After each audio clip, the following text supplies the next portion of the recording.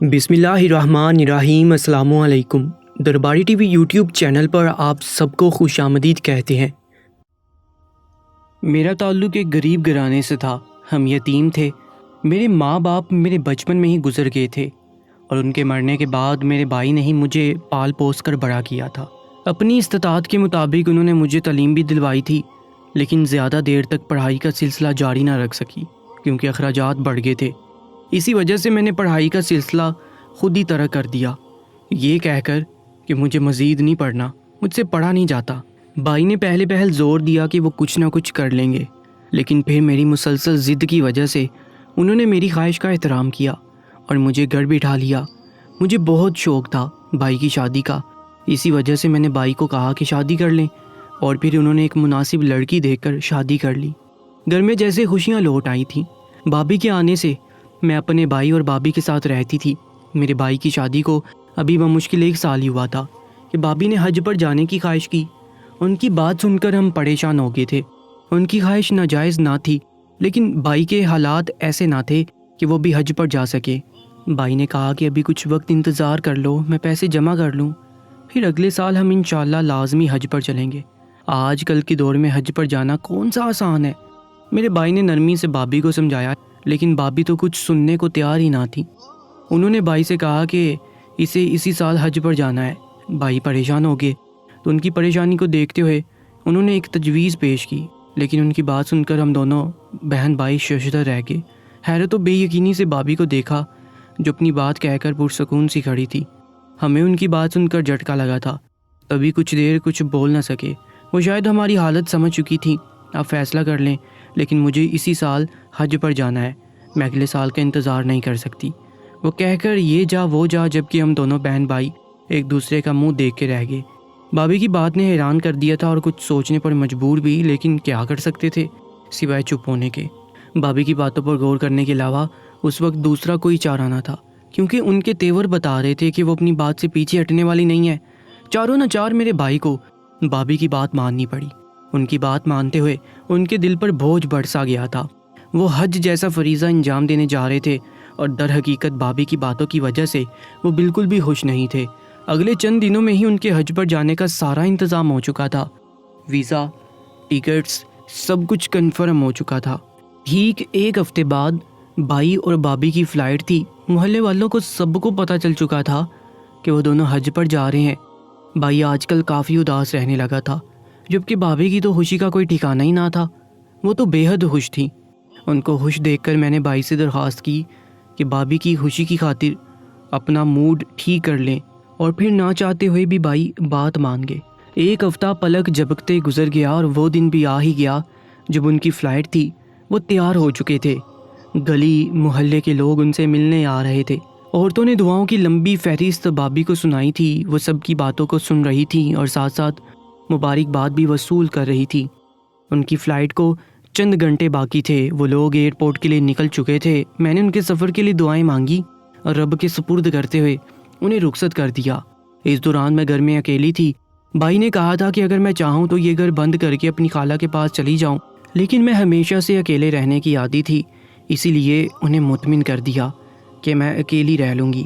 گھر کوئی نہیں ہوتا تھا، میں اکیلی ہی گھر پر رہتی تھی۔ ویسے تو میں ڈرپوک ہرگز نہیں تھی، لیکن پچھلے کچھ دنوں سے میرے ساتھ ایسے واقعات ہو رہے تھے کہ میں چاہ کر بھی اپنے خوف پر قابو نہیں پا رہی تھی۔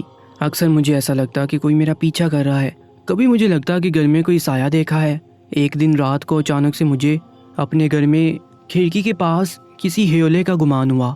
اس وقت میں گھر میں اکیلی تھی اور نہ چاہتے ہوئے بھی میں واقعی بہت زیادہ ڈر گئی تھی، کیونکہ آج سے پہلے میرے ساتھ ایسا کبھی کچھ نہیں ہوا تھا۔ میں نے ڈرتے ڈرتے کچن سے پھل کاٹنے والا چاقو اٹھایا اور احتیاطاً دروازے کی جانب بڑھی، لیکن جب میں نے دھیان سے دیکھا تھا وہاں کوئی نہیں تھا۔ میں حیران ہوئی، کیونکہ مجھے بلا وجہ وہم نہیں ہوتے تھے۔ میں بچپن سے اس گھر میں اکیلی ہی رہتی آئی تھی۔ بھائی تو اپنے کام پر چلا جایا کرتا تھا، پیچھے میں گھر پر اکیلی ہی ہوتی تھی، لیکن آج تک ایسا کبھی نہیں ہوا تھا۔ میں نے اپنے ڈر پر قابو پایا اور اسے محض اپنا وہم گمان کرتے اپنے گھر کے سارے دروازے اور کھڑکیاں اچھی طرح بند کر لیں اور خود اپنے کمرے میں آ گئی۔ اس رات میں نے بہت مشکل سے رات گزاری، کیونکہ کہیں نہ کہیں میرے دل میں خوف بیٹھ گیا تھا۔ صبح ہوتے ہی میں نے اپنے بھائی سے رابطہ کرنے کی کوشش کی تاکہ میں انہیں رات کے بارے میں بتا سکوں، لیکن مسلسل کال کرنے کے باوجود ان کا نمبر بند جا رہا تھا، اور یہ چیز مجھے مزید پریشان کر رہی تھی۔ ایسا پہلے تو کبھی نہیں ہوا تھا کہ بھائی کا نمبر بند ہو۔ تقریباً 3 دن سے مسلسل کال کرنے کے باوجود ان کی طرف سے کوئی جواب موصول نہ ہوا۔ مجھے اب پریشانی نے آن گھیرا تھا۔ جب وہ لوگ گئے تھے تو تقریباً چند دن میری مسلسل ان سے بات ہوتی رہی تھی، لیکن اب پچھلے 3 دن سے میرا ان سے کسی بھی قسم کا رابطہ ممکن نہیں ہو پایا۔ یہ چیز بے حد پریشان کر رہی تھی۔ گھر میں البتہ اس کے بعد کوئی ایسے حالات محسوس نہیں ہوئے تھے جس کی وجہ سے میں ڈر جاتی۔ اب مجھے بس بھائی اور بھابھی کی واپسی کا انتظار تھا۔ ایک دن میں گھر کی صفائی کر رہی تھی کہ اچانک سے کوئی دھڑا-دھڑ دروازہ بجا رہا تھا۔ ایک دم سے شور شرابے پر میں گھبرا گئی اور سانس بھی جیسے اٹک گیا تھا۔ میں دوپٹہ سر پر ٹکائے ہوئے مردہ قدموں سے دروازے کی جانب بڑھی۔ جیسے ہی دروازہ کھولا، وہاں اچانک سے بھابھی کو دیکھ کر میری آنکھیں حیرت سے پھٹ گئیں۔ حیرانگی ہی حیرانگی تھی، کیونکہ ابھی ان کی واپسی کا وقت نہیں ہوا تھا۔ بھائی اور بھابھی کی واپسی کی ٹکٹ 10 دن بعد کی تھی، لیکن 10 دن پہلے ہی وہ گھر آ گئی تھی۔ انہیں دیکھ کر میں حیران ہو گئی تھی۔ محلے والے بھی انہیں دیکھ چکے تھے، لیکن وہ تو جیسے کچھ سن ہی نہیں رہی تھی، بس جلد از جلد گھر کے اندر آنا چاہتی تھی۔ میں نے اندر آنے کی جگہ دی اور وہ اندر آتے ہی دور سے دروازہ بند کر گئی۔ بھابھی کی یہ حرکت خاصی عجیب لگی، اور اصل جھٹکا تو تب لگا جب بھابھی چپ چاپ اپنے کمرے میں چلی گئی۔ میں نے دروازہ دوبارہ کھولا اور دور دور تک نظر دوڑائی، لیکن مجھے بھائی کہیں بھی نظر نہ آیا۔ اب میں حیران و پریشان سی دروازہ بند کر کے واپس اندر آ گئی۔ بھابھی ابھی تک اپنے کمرے میں تھی۔ میں نے کچھ دیر باہر انتظار کرنے کے بارے میں سوچا، اور پھر میں باہری صحن میں چکر لگانے لگی۔ بہت دیر گزر جانے کے بعد بھی جب بھابھی کمرے سے باہر نہ نکلی تو میں حیران ہوئی۔ میں نے جا کے کمرے کا دروازہ کھٹکھٹایا، لیکن اندر سے کوئی جواب نہ ملا۔ میں نے بار بار دروازہ بجایا، لیکن جواب نہ دارید۔ مجھے تشویش ہونے لگی تھی کہ آخرکار بھابھی اتنی جلدی واپس کیسے آ گئی۔ 10 دن پہلے ہی آ گئی تھی، اور بھائی جانے کہاں تھا؟ پر نہیں، وہ کس کے ساتھ آئی تھی، کیسے آئی تھی، اور آتے ہی کمرے میں کیوں بند ہو گئی؟ بھابھی کا رویہ بے حد عجیب لگ رہا تھا، اور میں کافی دیر تک انتظار کرتی رہی، لیکن وہ باہر نہ آئی۔ میرے دماغ میں ہزاروں وسوسے آنے لگے تھے، لیکن ایک میری بھابھی تھی جس نے سیدھے منہ بتانا تو دور، سلام دعا لینے کا بھی تکلف نہیں کیا تھا۔ کچھ دیر بعد مجبوراً میں بھی اپنے کمرے میں چلی آئی۔ کمرے میں آ کر میں نے بھائی کا نمبر ملانا شروع کیا، لیکن پچھلے کئی دنوں کی طرح آج بھی ان کا نمبر بند جا رہا تھا۔ اب تو مجھے حقیقتاً پریشانی ہونے لگی تھی۔ بھابھی کا رویہ بھی مشکوک لگ رہا تھا۔ میں نے ساری رات جاگ کر ہی گزار دی، کیونکہ میری بھابھی آ گئی تھی، لیکن بھائی کے نہ آنے کی وجہ جاننا بہت ضروری تھا۔ بھلا ایسے کیسے ممکن تھا کہ وہ دونوں ساتھ گئے تھے اور اب اچانک وہ اکیلی واپس آ جائے، اور تو اور بھائی کا نمبر تک نہیں مل رہا تھا۔ ساری رات پریشانی میں گزارنے کے بعد صبح ہوتے ہی میں واپس بھابھی کے کمرے کی طرف چل پڑی۔ دروازہ بجایا، لیکن اب تک دروازہ نہ کھولا۔ اب مجھے غصہ آنے لگا تھا، اس لیے میں نے زور زور سے دروازہ بجانا شروع کر دیا۔ کچھ دیر بعد دروازہ کھلا تو سامنے کھڑی بھابھی کو دیکھ کر میرے پیروں تلے سے زمین نکل گئی۔ آنکھیں حیرت و بے یقینی کی وجہ سے ساکت ہو گئی۔ کئی پل میں ساکت و جامد بس ان کے ہاتھ دیکھ رہی تھی۔ جو منظر مجھے نظر آ رہا تھا وہ منظر دل دہلا دینے والا تھا۔ اس منظر کو دیکھتے ہی میری آنکھوں سے آنسو بہنے لگے تھے۔ میں نے بے یقینی سے اپنی بھابھی کا کٹا ہوا ایک ہاتھ دیکھا تھا، اور پھر جب بھابھی کو دیکھا تو وہ بھی رو رہی تھی، کیونکہ اب ان کا ایک ہاتھ کٹ چکا تھا۔ میں آگے بڑھی اور بھابھی کو گلے لگا لیا، اور پھر وہ بھی پھوٹ پھوٹ کر رونے لگی۔ جسم کا ایک حصہ تن سے جدا ہو گیا تھا۔ تکلیف تو ہونی ہی تھی، مجھے تو دیکھ کر ہی اتنی تکلیف ہو رہی تھی۔ وہ تو اس درد کو محسوس کر رہی تھی۔ ان کی حالت کی بابت میں تو سوچ بھی نہیں سکتی تھی کہ وہ اس وقت کس قدر تکلیف میں ہوں گی۔ میں ان سے الگ ہوئی، ان سے پوچھا کہ ان کا ہاتھ کیسے کٹا۔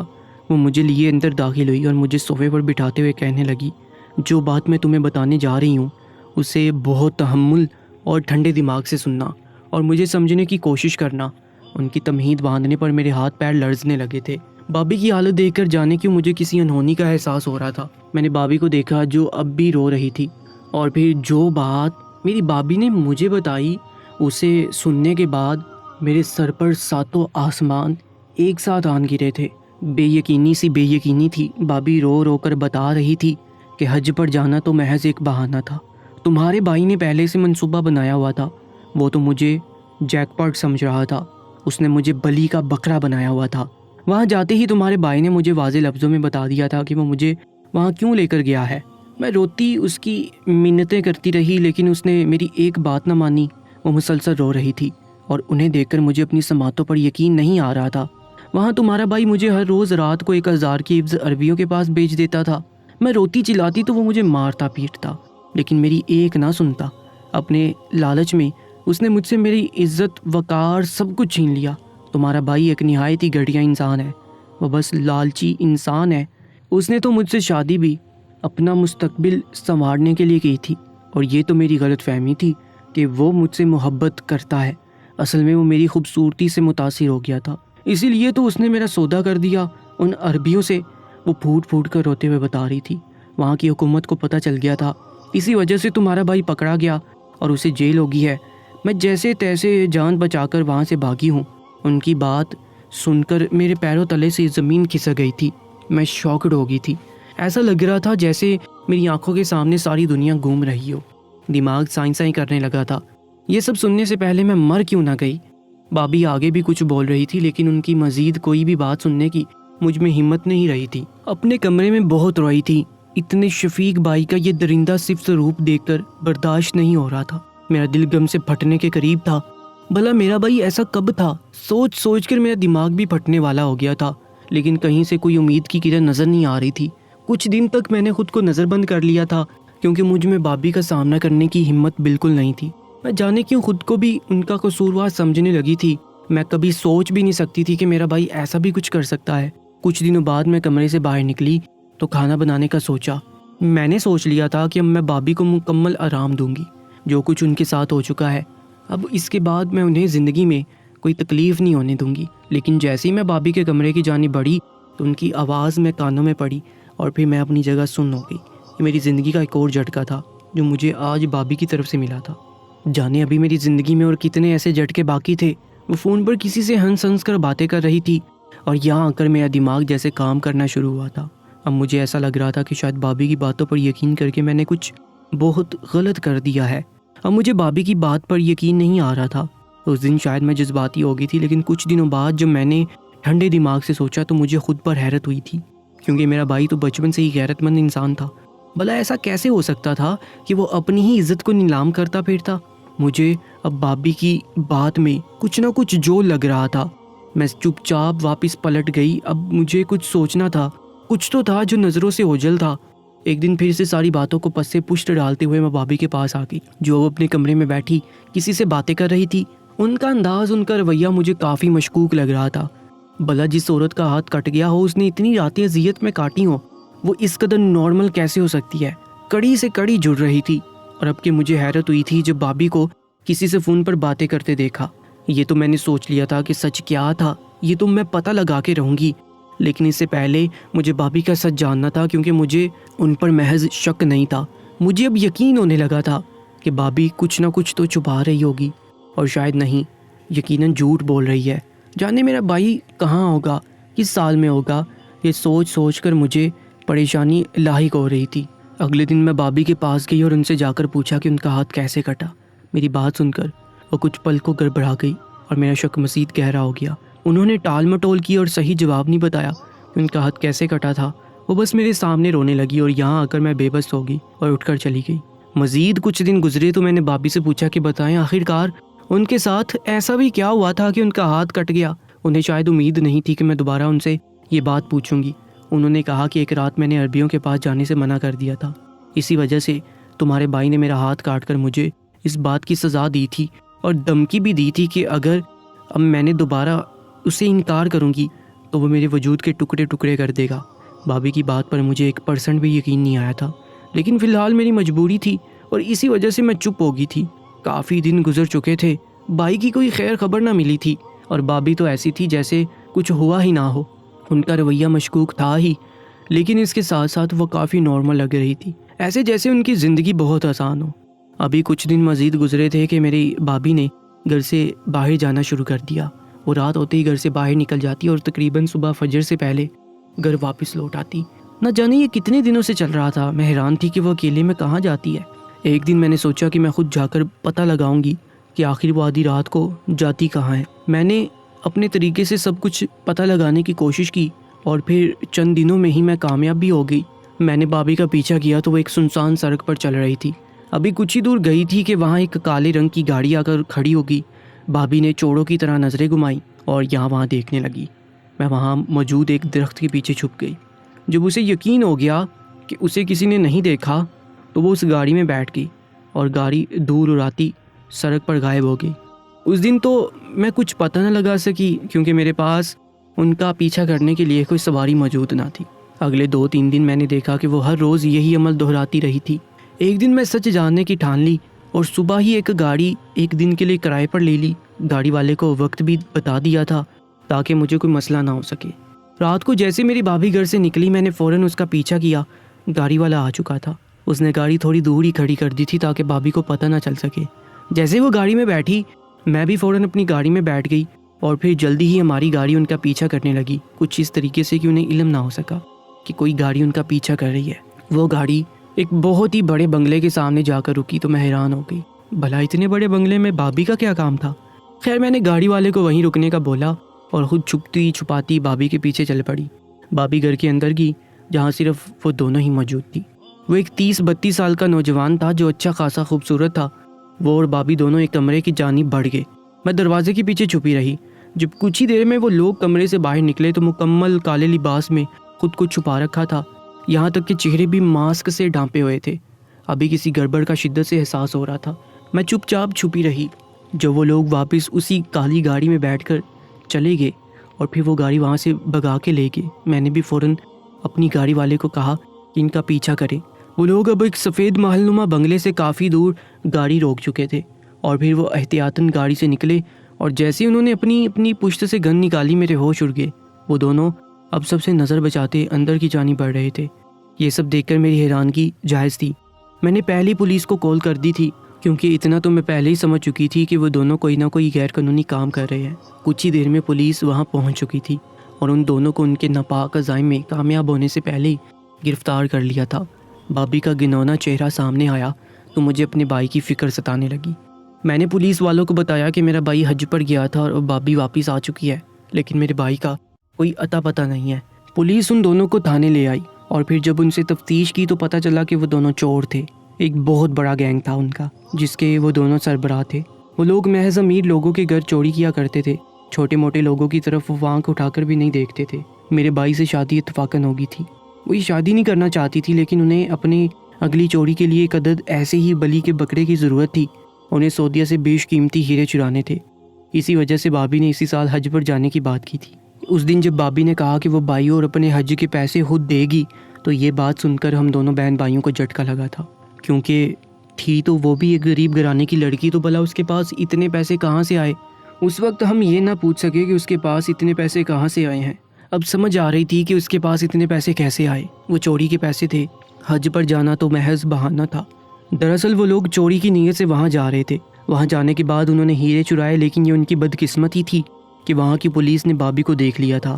ہیرے ان کا دوست لے اڑا تھا، البتہ بھابھی کی وہاں موجودگی کی وجہ سے ان کے قانون کے مطابق بھابھی کا ہاتھ کاٹ دیا گیا تھا۔ بھائی کو شاید پہلے ہی ان سب کے بارے میں پتہ چل چکا تھا، اسی وجہ سے بھابھی نے بھائی کو پھنسانا چاہا، لیکن بھائی کی قسمت اچھی تھی کہ وہ بچ گیا۔ میرے گھر پر بھی بھابھی نے مجھے مارنے کے لیے اپنے ساتھی کو بھیجا تھا، لیکن خوش قسمتی سے میں بچ گئی۔ اس دن ان دونوں کو ڈپورٹ کر دیا گیا تھا، لیکن بھابھی اتنی بے رحم نکلی تھی کہ اس نے میرے بھائی کو پاکستان میں ہی اپنے پرانے عاشق کے ساتھ مل کر قید کر لیا تھا۔ یہ سب سن کر میرا خون کھول اٹھا اور میں نے بھابھی کو سب کے سامنے ہی 4-5 تھپڑ جڑ دیے۔ پولیس کی تفتیش کرنے کے بعد انہوں نے پتہ بتا دیا تھا کہ بھائی کو کہاں رکھا گیا ہے۔ کچھ ہی دیر میں ہم اس مطلوبہ جگہ پہنچ گئے تھے اور میں نے اپنے بھائی کو آزاد کروا لیا تھا۔ ہاں، میں اپنے بے قصور بھائی کو آزاد کروانے میں کامیاب رہی تھی۔ میرے بھائی نے آزاد ہوتے ہی اس مکار عورت کو طلاق دے دی تھی اور پھر ہم اپنے چھوٹے سے گھر میں واپس آ گئے تھے، اور اب ہم دونوں بہن بھائی ایک دوسرے کے لیے کافی ہیں۔ ضروری نہیں ہے کہ ہمیشہ شادی ہی ہر مسئلے کا حل ہو۔ تنہائی کا حل محض شادی نہیں ہے، بلکہ بہن بھائی بھی ایک دوسرے کا سہارا بن کر ساری زندگی ساتھ گزار سکتے ہیں۔ اپنا بہت زیادہ خیال رکھا کریں، اور ایسی ہی سچی اور سبق آموز کہانیوں اور واقعات کے لیے ہمارے YouTube چینل کو بھی سبسکرائب کر لیجیے گا۔ انشاءاللہ ملاقات ہوگی ایک نئی ویڈیو میں، تب تک کے لیے اللہ نگہبان۔